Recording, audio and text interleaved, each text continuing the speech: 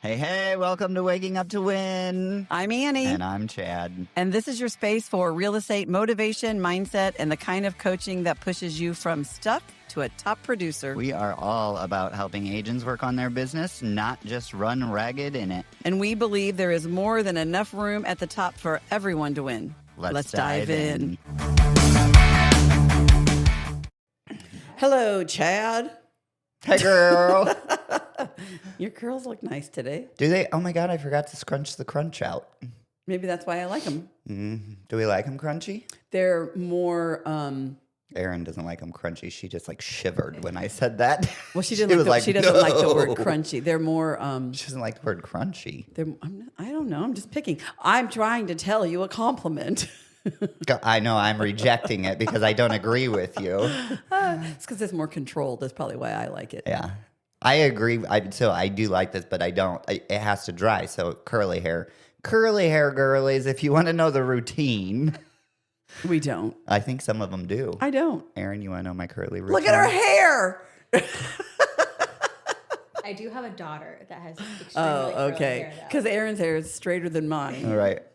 No, yeah. So I wash every 3 days, wash and dry, condition my hair. No, my hair is very dry. That's not true for everybody, but wash and condition. I get out and sopping wet. I put leave-in conditioner in it and then comb it the way I want it to go. And then I scrunch gel in it. And that gel has to dry all the way before you can, what I call scrunch the crunch.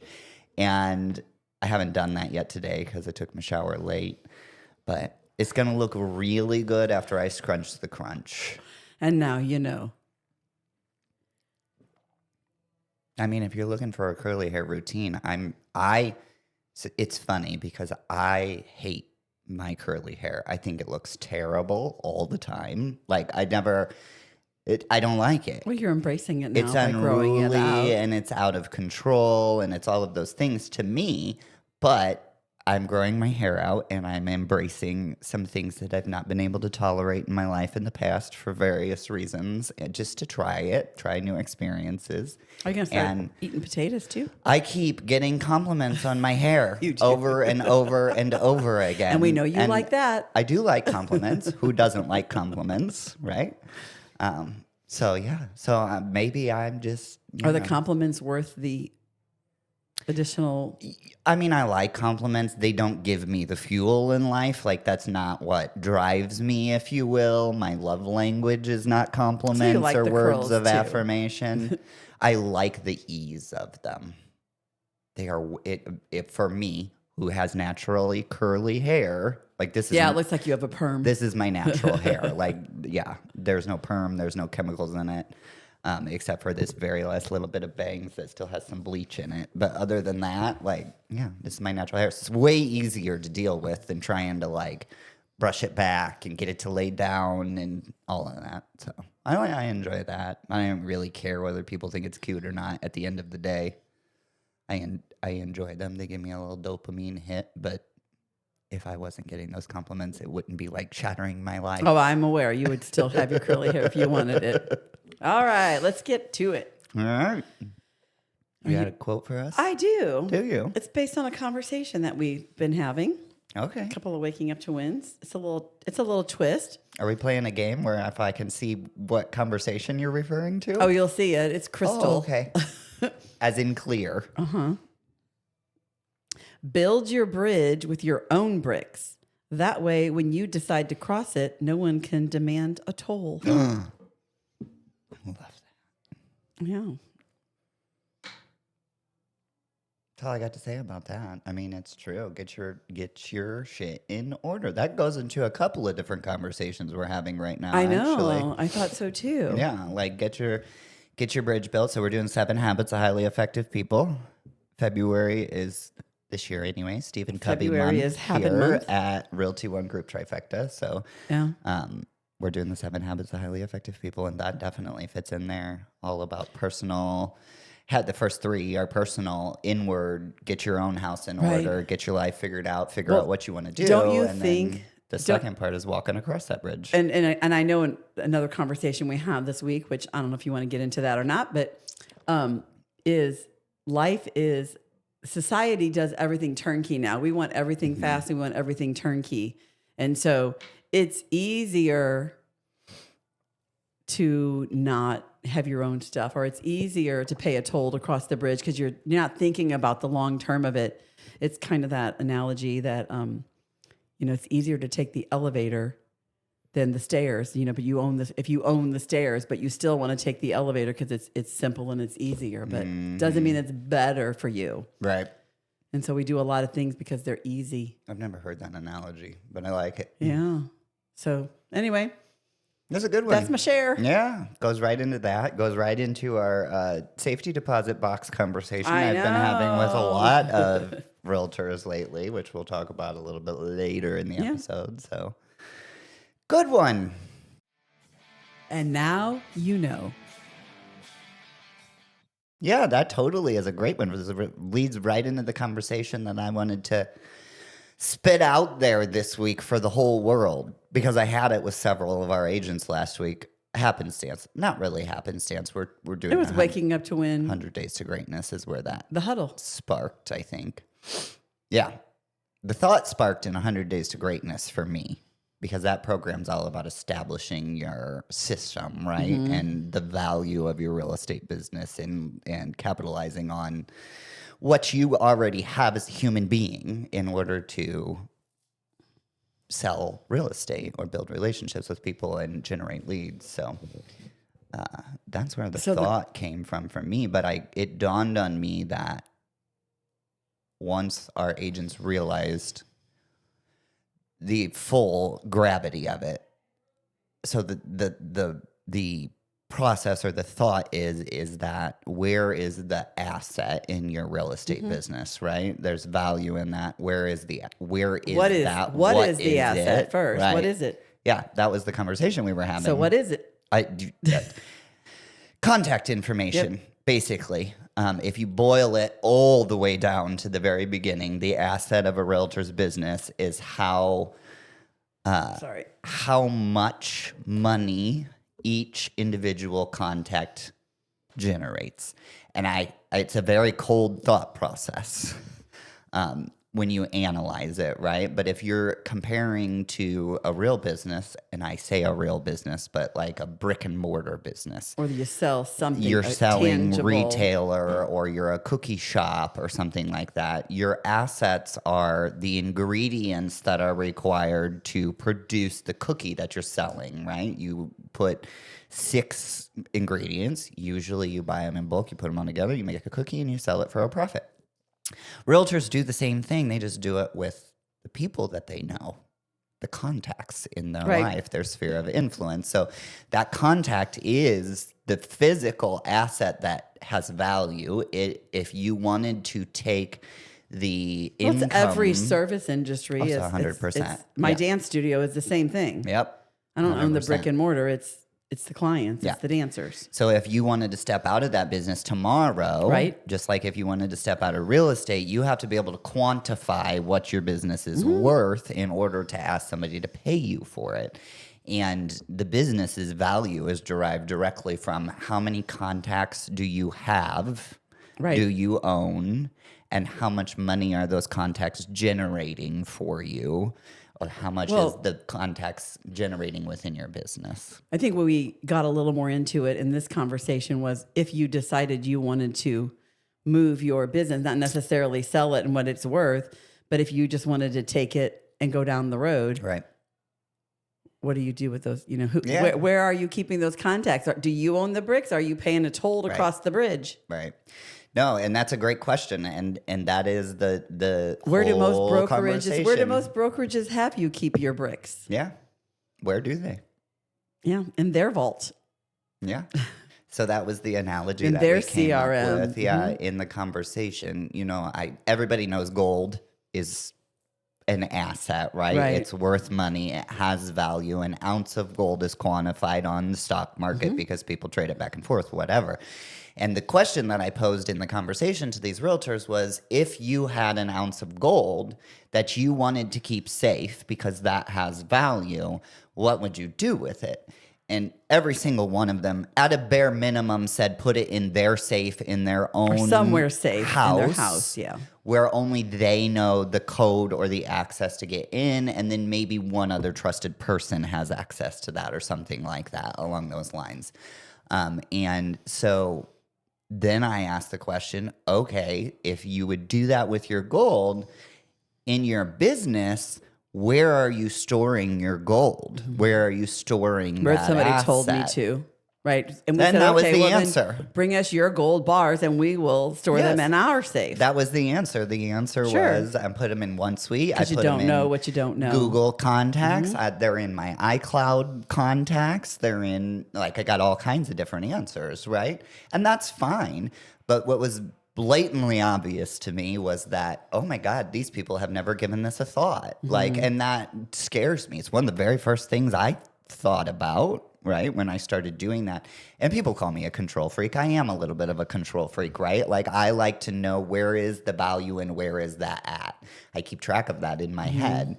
And if it changes, that's great. If it doesn't, great. But yeah, so they were all over the place. So now we've been having a conversation about where is the best place to keep that gold, first of all, as a realtor, and then where, and then how to use that gold, which is a whole separate conversation. So But I think the gist of it, I think the shocking part was that we're telling them, as the owners of the brokerage, we will keep your gold. I mean, you can put it in our safe, but that's not in your best interest.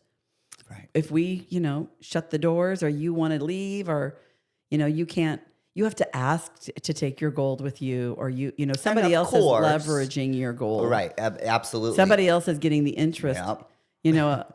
Works just like a bank. I mean, if you think about those contacts as money, you're going to put those contacts in somebody else's bank account. They're going to leverage that and make interest off of it. And it's make a red money off flag. of It should be a red flag with whatever business you're in. If somebody tells you, well, you can have gold and we want you to bring all the gold that you have, even the gold that we didn't give you, the gold that you've owned your whole life, but you now have to keep it in my safe. Right.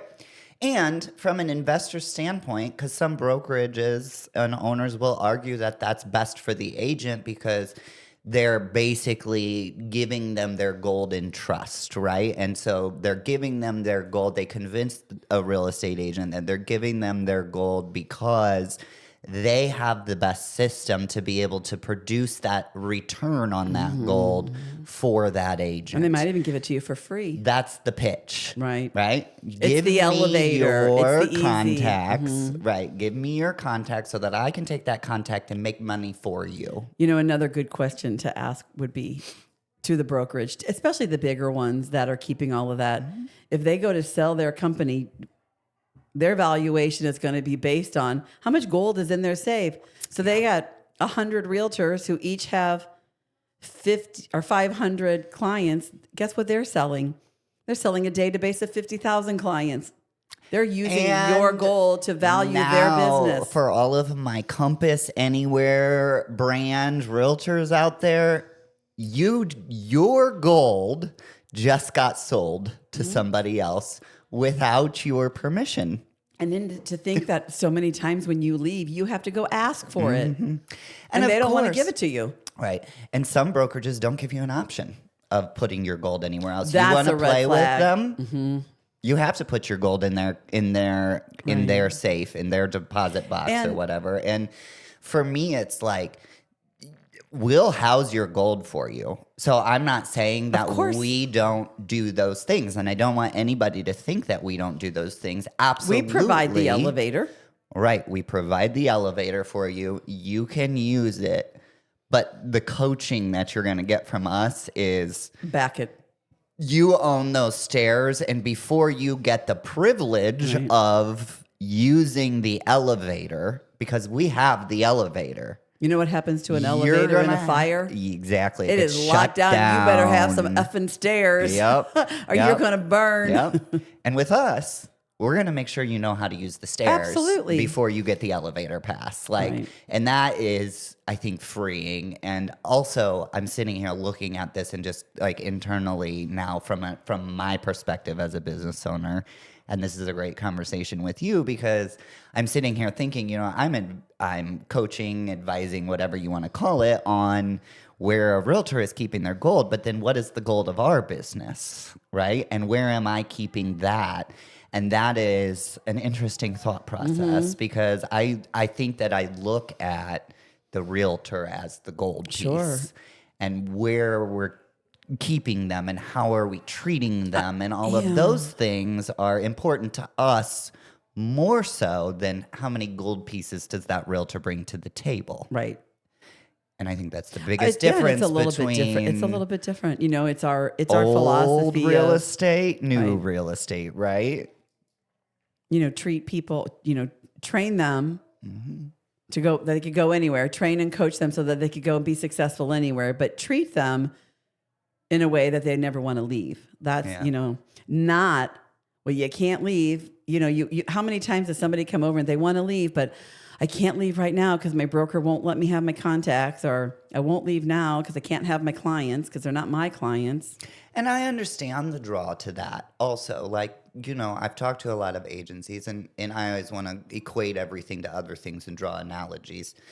Pattern recognition is really like a thing of mine, right? So like I see patterns in certain industries and then I can see those in other industries really. I know my brain works really weird, but that's how it works. And so like I'm sitting here thinking about the financial industry, and you can have $5 or a contact or a gold bar, and you can give that to an investor, and the investor is going to look at you and go, okay, personally, how comfortable are you with risk, right? Are you more on the safe side, more on the risky side? And a riskier person is going to put their investment in something that has a little bit of a higher return, typically, odds of a little bit higher return. Maybe the odds of losing are a little bit higher, but typically most people win in that sort of thing. And then there's the polar opposite of that, which is I will guarantee you in an annuity situation, I want to put that piece of gold in an annuity. I'm going to go invest your money, but I'm going to take the losses and not pass any of those on to you. I'm going to. I promise I'm going to. But take those losses and pass that on to you versus, but when we have a win, we only have 40% of the profit that you get or a share of it, right? So you can never lose, but you don't get the full win either. And I look at that as the different brokerages' business models. It's the same thing. When an agent comes to me and says, I look at myself as like the investment advisor, right? When you come to me and you say, I have a piece of gold, I have one contact, I have 1,500 contacts, I need to invest this somewhere in a brokerage, what we offer is that higher risk, but more reward if you end up winning. Whereas a Coldwell banker is going to be somebody who's doesn't want any chance of losing. Like they're big enough to withstand that. They take the losses for you. So you're not So there saying, are some benefits to that. You're not saying for the agent, you're saying for the company. No, I'm saying the agent is putting their gold in that company. I know, but you should be doing your research about that company. So when you say there's no risk, I'm not making the connection between if you bring it to us and we say do it this way versus Coldwell Banker, there's no risk. To the agent? It's the investment style. So there is to the agent. If you give your gold over to like a Coldwell Banker or a Berkshire Hathaway and you're in that big conglomerate, right? Like some of those real estate investors that do well in that are patient, that have time, those contacts are going to get a better experience over the long haul because they're more established, right? And it's not new and you're not getting that.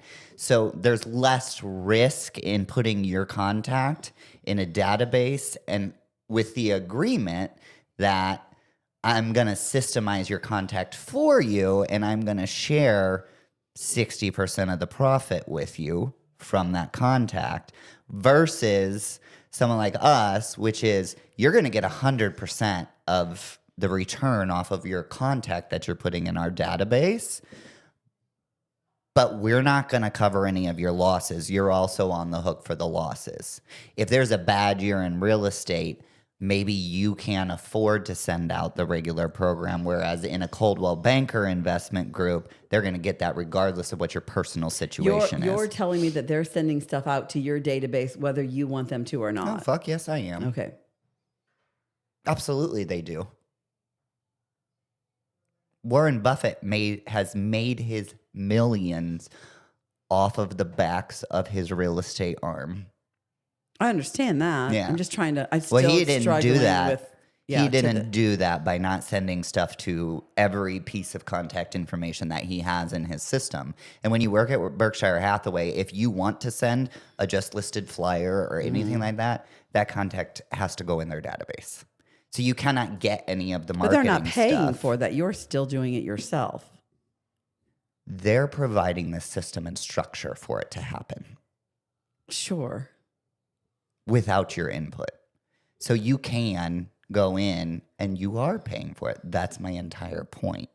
You can choose to go put your contact in the Berkshire Hathaway CRM, and you can choose to let corporate take the lead on the marketing. Maybe you sign up for a program. That's what Berkshire Hathaway has, marketing programs, right? Because I'm thinking I know some client or agents that worked at Coldwell Banker and nobody was marketing their database for them. No, but they were buying into marketing programs for a higher split, for a per transaction fee, right? Like I know our one friend had told me at one point she pays $900 extra for every listing she does. It's a program she signed up with. And Coldwell Banker administrative staff then produces the flyers, mails them out, sends them out, and it's all included in that $900. Well, what you don't realize is while they're doing that, they're also tagging in their additional streamlines of income to create income for themselves off of you. And then they're giving you back a portion of the total income that was created. Yeah, it makes sense. It's making sense for me lead. for the company for sure because they're using it for all kinds of other things. But as realtors, we don't have to let them do that. We can take 100% of the profit. Not every realtor's cut out for that. Not every realtor wants to do that, which is why there's 600 million different brokerages out there to choose from. But I think having the conversation in that through that lens or within that paradigm of equate that contact information, that contact card, the .cv, whatever the hell it is on your phone, that's a piece of gold to you. No, it's your business. It is your business. And so you should be thinking about all of these things as you're trying to think, where do I invest my money at? That makes a difference, right? You and I have an investment opportunity for realtors. They can bring their contacts, their people here, and have an investment style that's a little bit riskier than a set it and forget it. I just want to pay you $1,000 a month and you do the work for me, because you get to make it your own and you get to have your own voice in it and you get to tweak it and all of that. You still get the system from us. Right? We still tell you, if we were going to do this, this is how we would invest your money. This is how we would put that contact to work for us to create income. And we're going to teach you what we would do, but we're not going to make you do it. Right. And that's the difference. And to play with us, you can do it the way we do it, or you can come in here and say, I have this crazy idea I want to try, and I'm going to try it. And we're going to go, yes, try that, but also let's do half over here maybe to mitigate some risk or whatever. But we're going to advise you through that investment strategy, through that, and that is your business. We just want you to do it. Yeah, whatever it is. For you. Yeah. That's the difference. And own it. We're trying to help you build your business, not simultaneously building our own, but not trying to build our business off of your back, whether you are successful or not. Yeah. We gained some more database. We have a vested interest in your success, like the way that we run that, right? We have a vested interest in you understanding what you're doing and making proper decisions. And we do that all up front and don't take a lot from you, because we know that we will benefit greater on the back end if we can teach you how to do it and drive you to your success, whatever that means for you, than if we just take the gold and invest it ourselves. Got it. So that was the conversation. Like, where is that data point? Do you know where your goal is? And if you don't, figure it out. I went into a whole conversation about then you have that contact card and where is that contact card stored? And we could probably do a whole series of this conversation, but that contact card is not, a lot of people they say, well, it's on my phone and I own my phone. Well, no, it's not on your phone. Right. It's in the cloud. And then they go, well, yeah, it's in the cloud, but that's the cloud. Nobody owns the cloud. Well, yeah, they do. It's not fictitious, right? The cloud is just an interchange between you and somebody else's server, whether it be Apple or Google or Yahoo or MSN. So there's a whole conversation there about that. And I think that people's ignorance on those things and how technology works, and I know I use the word ignorance. I know, lack of education. Right. So defining that as a lack of education, right? I don't mean that to right. be mean or rude like it has a connotation to it. It's just people's lack of awareness about how technology works. Sure. And people who understand technology are leveraging that lack of awareness to make money for themselves. All the way back to the quote, that first quote, it's easier to plug and play. It's easier to get the system that somebody's already created, and not understanding that you don't own the bricks if you do that. It's been a massive paradigm shifting conversation in our office this week. So if you want a consultation with one of us on where your gold's at, fill out a contact form, call us, reach out. Like, I think that could be an entire series that I taught and did and spoke about because I'm very passionate about it, as you can most likely tell. Now you know. What is going on in real estate? What is happening this week, Erin? Big headline. Married real estate mogul allegedly offered contractor millions to leave husband. Lawsuit claims. What? A married CEO of nearly $900 million real estate firm is accused in a lawsuit of offering a female contractor millions in cash and luxury real estate in an alleged effort to lure her away from her husband. Shut up. Why? Because he had the hots for her. Do we want to know? Oh, why do we care? Well, because everybody cares about some juicy gossip, Annie. Well, this might be What the Floop. Well, it could be. There was a movie about this. It had who was in that? Where he paid another guy $1 million to sleep with his wife. Oh, it's like Robert Redford and Demi Moore. I have no idea. Oh my God. So this guy is a CEO that you said an $800 million real estate company? Well, just tell us. If you're going to say that, tell us who it is. $900 million. I want to guess. Don't tell me. I haven't seen this yet because I don't generally read gossip headlines, but this one's kind of fun. Yeah, I don't get it. I don't get why we care. We don't. I don't care. I don't actually care either. It's just something entertaining to talk about. I think people care because it's like... And if somebody offered me millions and some luxury real estate, I might consider it. Oh, I would do it. There's no doubt about it. I'm not even judging anybody here. For real, you're going to give him... And my husband would be on board. He'd be like, where do I sign? On the dotted line. That's funny. What Who else is you it? got? Is it What the else? CEO of... She doesn't know. She yes, just she said. does. She knows. She just hasn't said it yet. Is it a CEO of Redfin? No? I don't know. Then tell me. Real. Oh. brokerage. They do let you do whatever you want over there. It's kind of insane. Agent confidence is up as market approaches a healthier balance. Yeah. I think yes. I think it's going that direction. I'm not sure we're there yet. Maybe. Where is there, though? Like To a healthy balance. of confidence? No, as the market approaches a healthier balance of what's for sale and where the buyers, like, I feel like we're kind of getting there, but depends on what price range your clients are. We're not all the way there. I didn't hear that when she read that. I didn't hear that to be about the market. I heard it to be about agent confidence. Oh, Yeah. Read it agent again. confidence is up. I can see it as market approaches a healthier balance. And it says it's at an 11-month high. So if you're thinking like throughout almost a course of a year, finally like agents. Yeah, confidence are on the rise. like our agents a year ago believing that they could find business in the market versus today. I think it's not them finding business because that would be their confidence in their training. It's that they have a client and they're going to be able to get their client in a house, or they have a listing and they're going to be able to sell it. Is that what you're saying? Let me see that screen that you're looking at. Because we're talking about two different things.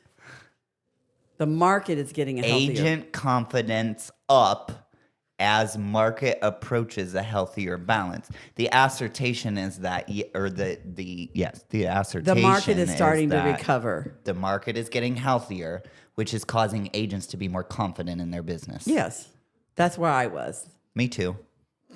Were we saying the same thing two No, different ways? we were not. You were saying that their confidence in themselves is up. Yeah. I think that plays hand in hand. Yes. Agent confidence. What do you call that? Yes. So you have some agents that leave because the market was so tough, or they had to go get a side hustle because the market was so tough. Yeah. That's how I'm hearing this headline. I'm hearing you hearing the headline in agent confidence is up, so the market's going to get better. Their job's going to get better because they're more confident. No, that's not what I'm hearing. No, I'd be interested to read the whole headline. Obviously, we're reacting to a headline here, so I'm going to read that later. But when I read that headline, I hear that their confidence in it's the excuse of the market has disappeared out of their internal thoughts. So like agents' confidence is up because Aaron wants the to market talk. is getting better. Go right? ahead, Aaron. No, just maybe for some clarification. Yeah. So the survey Yeah. measures how hopeful agents feel about the 12 months ahead. Found that 70% of respondents felt more optimistic, and 19% were significantly more optimistic in December than they have been the previous month. Yeah. So they're feeling better about the market is the point of the survey. The And that's where agents I in was. general, So- are feeling better about the Yes, market. 100%. Yeah. I think we're getting there. I don't think we're all the way there, but there you go. You said 19%, so that's a little bit. It's up. It's been going down, that confidence score, for years now, like 4 of them. And because I see all over social media in particular, real estate agents asking for what are people doing as a side hustle to help with the income, Right. and stuff like that. So it's nice to see people are more optimistic. Yeah. Right. I agree with you. I love the point we're at right now. I really do think I would agree. I would have answered that survey the same way. I think we're poised to have a great year this year in the industry. So Agree. And I feel it from our agents, especially with the agents that are in 100 Days to Greatness. Yeah. Like the energy and the motivation from the agents in the office is super high. Yeah. Agreed. Okay, let's love see. that. I'm glad it made the news. It's a positive thing. I know, I was trying to be positive. I know you nailed it. What's the next one? Nearly 2/3 of home buyers scored a discount in 2025. A Redfin report found that the share of buyers paying less than a list price was up last year, and the average discount for those below ask homes was at 7.9%. Yes. I totally agree with that because I think sellers were still trying to get that higher price, that when people were overpaying for houses, I still think that sellers were there. And I think that definitely has been the reset. I'm curious what you think a good percentage is from list price to sale price. Like, what's a healthy percentage? If the listing agent and the seller listed it where they really believed it was, I believe spot on would be a great place to be. But there's so many different strategies out there. Well, I There's listed a believe- little bit higher, we can come down, listed a little bit Right. lower, so we can get a bidding war. So And I think in a utopia or a for perfect sure. world, it would be list price if every realtor knew how to do the research, price the house, put a mark, all of that. But we all know that's not reality. So what is a healthy number where we believe most of the realtors that are listing houses are listing accurately, and then we just have that outlier? Is it like 2%, 3%, 5%? I don't have a number. Okay. Do you have a number? No. I was just thinking about it. I mean, my gut would be probably like There's just so much more. somewhere that between 3 and 5% would be healthy to me, because there's a lot that goes into it, right? It's not just necessarily about list price versus It's contract price strategy. either. You can negotiate down list price in contract negotiations like title and inspections and all of that. So there's got to be some wiggle room in there where it's healthy, but it's not a utopia of we list our house at this price and get it, because that's a utopia. We've been living in a utopia for a long time. Yeah, I don't know that there would ever be. To me, there would ever be a number that would be a good number. So, What the floop? what the floop? What the floop? Yeah. On our good old Real Estate Mastermind Facebook group. God. Can we get a new group? They're all the same. I'm a You part know of all what of I'm them, gonna and tell you? same It's the people, same. the same comments. Like when you see the word mastermind, that's becoming a trigger word for me, because there ain't nothing about mastering your mind in a single one of them groups. No. Especially this individual, they ask a question saying, I'll say the whole thing, but where can I buy a house? Yada, yada, yada. And they spelt where, W-E-A-R. That's how we're Yeah. starting off this conversation. Okay, you've painted a lovely picture for us so far. Okay. Question. Where can I buy a house for $250,000 that will easily rent for $2,500 a month? So this to me is a Nowhere. classic example of you hear something that sounds good and you start repeating it when you have no idea what you're asking. Right. And I know what you're going to say. Are you going to do the 1%? Yeah. And yeah. So go ahead. No, you go ahead. No. Todd, tell us there what the 1% is. is That is exactly what I was there thinking. is there this was- guy was in a mastermind somewhere, and somebody pitched the 1% rule And he to was in a him. mastermind in 1990. Exactly. So- and now he's still trying to figure that out So- 20 years later. Yeah. So there was a guideline, probably in the 90s, Yeah. that this 1% rule was that you should be able to, for investment property to make sense, you should be able to rent it for 1% of what you paid for it. What you invested in it. But so if you paid $250,000, you should be able to rent it for $2,500. That's what he's speaking of. It's just not the truth anymore. And it hasn't been that way for a long time, except for in not so desirable areas and not so desirable neighborhoods. That still is a place where you possibly could get that ratio, but it's Right. probably more like 0.5%. You buy a $250,000 house, you're probably going to get about $1,250 a month in rent. Yeah. And I'm going to trigger you now because we already had an argument about this next topic. You know, one of the reasons that is No? Go ahead. is because these I don't know corporate that much about conglomerate- 1%, which is Oh. why I would never I'm not going to sit here and teach it on it. Just repeat what I heard, but I didn't learn it. So the 1% were investors who were building a business Mom and based pop on investors. being landlords. Like they weren't building a portfolio. They weren't doing it for the long haul. They were doing it to be their job and take a paycheck. Mm-hmm. So then you have these large conglomerate corporations coming along. They don't care about the monthly cash flow and taking a paycheck. They're trying to place their money where it's the long-term gain. It's the tax write-offs. That's why they're doing it. So they're driving the prices up of those houses. And somebody who can live in a $250,000 house They don't have the paycheck to pay $2,500 a month. The math doesn't math anymore. That's all. Yeah, it definitely doesn't. And yeah, that's And for sure. but when it usually comes up, we have a $50,000 house to sell in a not so desirable neighborhood where if you're a landlord, you're probably an absent landlord because the money that you're going to spend repairing that house when that tenant moves out or evicting that tenant is a bigger issue. So and this is what I would say to that guy. I would not be mean to him. So I'm familiar enough with the 1% rule to know what it was and why it was, which is what you just explained. And then how do you have a conversation as a realtor with that person then? Where do you lead them to understand investment, real estate investing right now?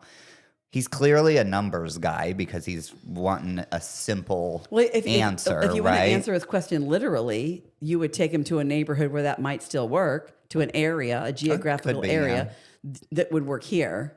Yeah.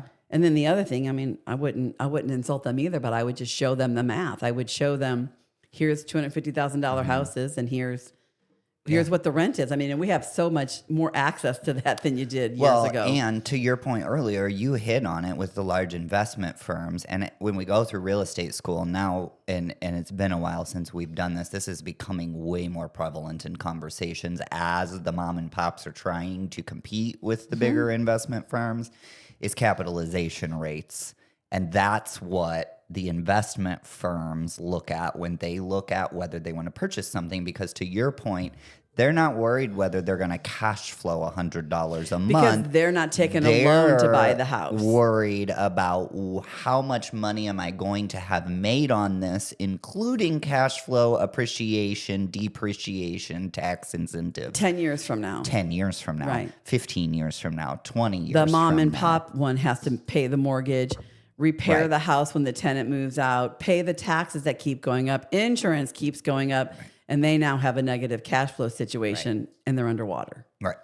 So that's you talking about capitalization rates is more effective if you want to talk about a number for what can you actually do as a mom and pop investor.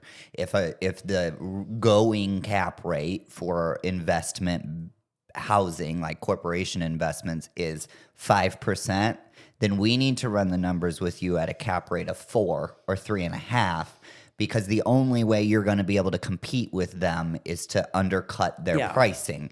And so you have to work into that backwards, figure the cap rate, and then what does that look like from a cash flow standpoint, and can you sustain I don't that? think that